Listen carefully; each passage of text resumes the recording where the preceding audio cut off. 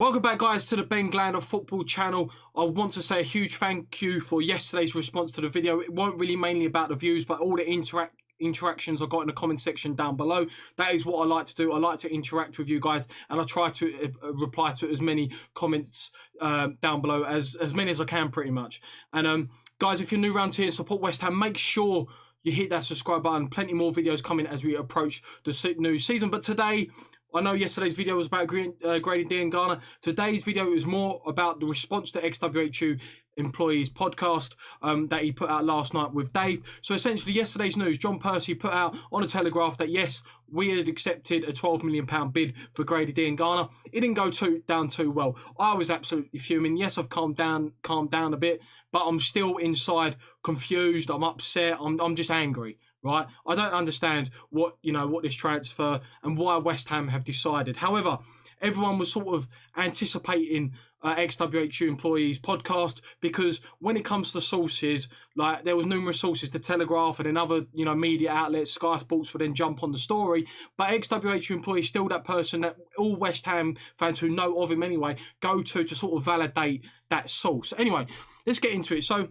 in his podcast, he said he confirmed the news that Grady Diangana has had a bid accepted for him by from West Ham by West Bromwich Albion, and the player found out about it yesterday and he's not happy about it. He wants to stay at West Ham and he thought he had done enough in his loan spell to prove he should be given a chance. And I don't really want to touch upon too much what I talked about yesterday, but pretty much I am not happy with this transfer. Grady Diangana is not happy with this transfer, and I feel like the idea of players going away on loan for a season is to sort of give them the game time, the experience, to sort of have that first team, to have that path to go into the first team. And the thing is, I want to know, what kind of message does that send out to potential academy players such as Dan Kemp, such as that Longello, the left back, I think his name is, I don't know how to pronounce the name, who come on at left back against Wickham? What does that say to youngsters that you get given a chance, you go out to the league below the Premier League, which is still a very good standard of football. It's not like you've been loaned to a League Two club. Championship is a very good standard of football. The quality of the league is increasing every single season, the more money that's getting pumped into it. And what kind of message does that send to them? That once they come back, they feel like they've proved themselves. Diangana felt like he's proved himself. He's been at this club for, since he was 14 years of age, I read. Right? So essentially, he's a West Ham fan. Right? And one of the positives that I think over the last 6 or so months that we've even maybe the last year, is that the Academy of Football, West Ham, what West Ham were known for back in the day, Joe Cole, Carrick, Rio Ferdinand, Mike, Glenn Johnson, right? We were starting to get some of that back, some of that pride back with Diangana, with Ben Johnson. And Ngakia, yes, he's gone to Watford, but essentially he was still a player that broke into the first team. Declan Rice. And it does look like there's a lot of players that are on the cusp of the first team, like Baptiste, who looks very good at the age of 16. Yes, he's not ready to jump into the first team straight away, but at the age of 16, he does look very good. What kind of message does that send out to these kind of players that, you've proved it out on loan, especially in a very good standard of the Championship, but when you come back, the first offer that is put in for you, that has been accepted. For me, Grady Diangana, if I was the manager, and I was going to obviously do like my lineup, me predicting the Newcastle lineup, and then maybe what I think Moyes would do. For me, I think Moyes would have started him. And it was said that Moyes rates him. Moyes highly rates him, really rates Diangana, and likes the look of him. However, he did allude to, and he's hesitated when Dave asked the question, when he said, does Moyes want to keep Diangana? He hesitated and he was like, you knew what he was trying to say, but he didn't want to put himself out there and maybe get himself in trouble. And he pretty much said David Moyes has probably been undermined. He wants to keep him. And he essentially said that if Moyes had the choice between money for whoever, for any kind of player, and money or keep Diangana, he would prefer to keep Diangana. So, in my opinion, judging by what, that quote, you have to listen to the podcast, David Moyes wanted to keep Diangana. He's pretty much been undermined. Now, he did say that West Ham intend to use the Diangana money to fund the bid for Brentford winger Said Benrahma. His agent, Will Salthouse, who's acting as an intermediary in the selling of Diangana. Right now, let's just clear up what this means. So, Will Salthouse, who's the guy I was trying to pronounce yesterday, I couldn't really remember who he was. He's the agent that likes working with David Gold and Sullivan. They're all best mates, so, you know, probably have a poker night here and there. However, intermediary essentially means that Diangana's agent isn't Will Salthouse. However, Will Salthouse is sort of in the middleman in between these negotiations between West Ham and West Brom.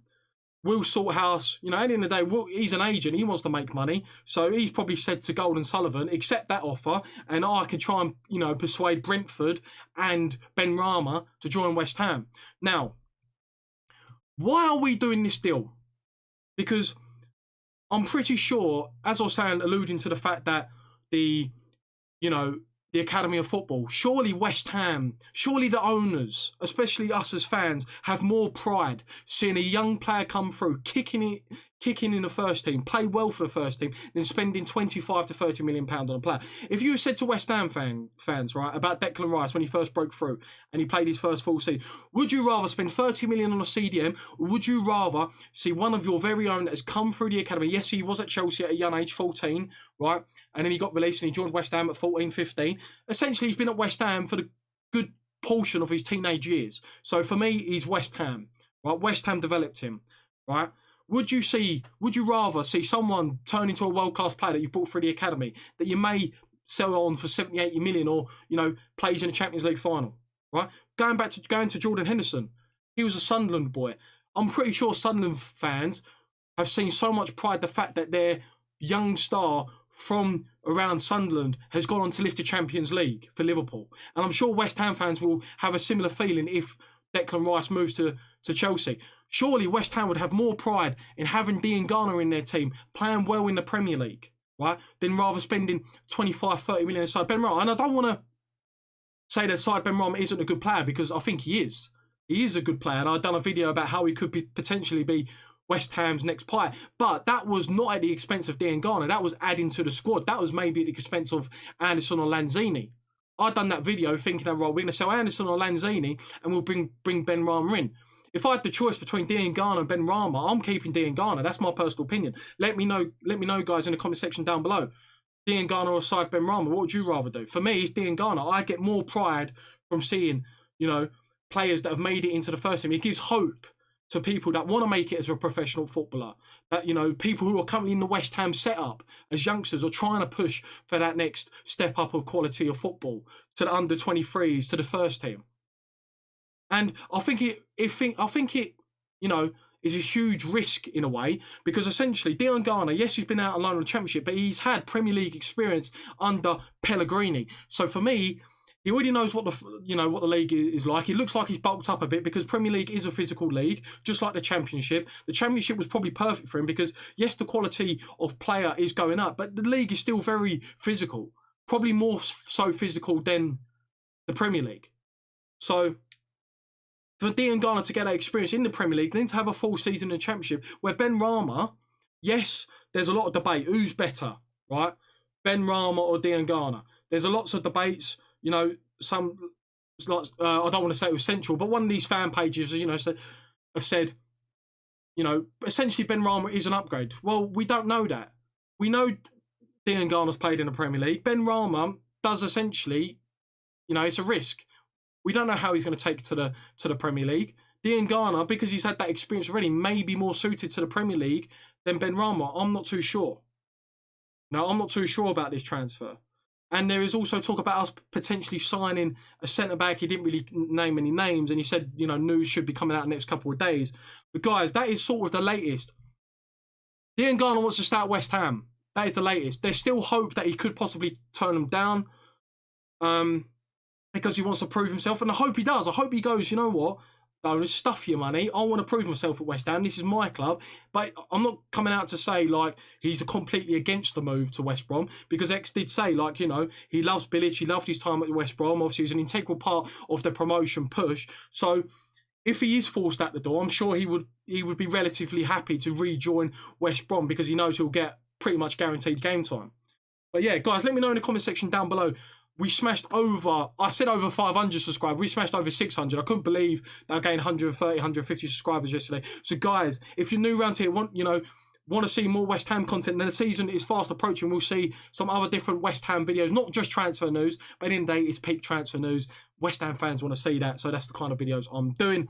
So guys, make sure you hit the subscribe button. Make sure you hit the like button. We're trying to hit 1,000 subscribers now. That is my goal. 1,000 subscribers by the end of this month. By the end of August. 1,000 subscribers. Let me know in the comment section down below what you think of this. Grady Diangana. Let me know what you think. Grady Diangana or Benrahma. For me, Benrahma represents a risk. Another risky transfer that we've taken with Haller. Anderson. Hasn't really paid off.